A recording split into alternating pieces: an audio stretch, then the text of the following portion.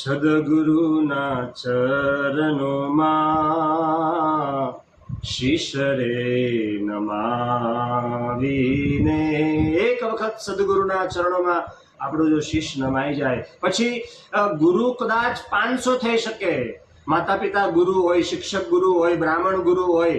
હા, ગુરુ કદાચ આપણને કોઈ સાચી સલાહ આપે, માર્ગદર્શન આપણને આપે, એ ગુરુ જ કહેવાય. પણ સદગુરુ એક જ હોય. અને એકવાર જો સદગુરુ મળી જાય, આપ સમજવાનું જીવનનો બેડો પાર થઈ જાય. અને સદગુરુ ભગવાન શ્રી દ્વારકાધીશ કૃષ્ણ સ્વયં.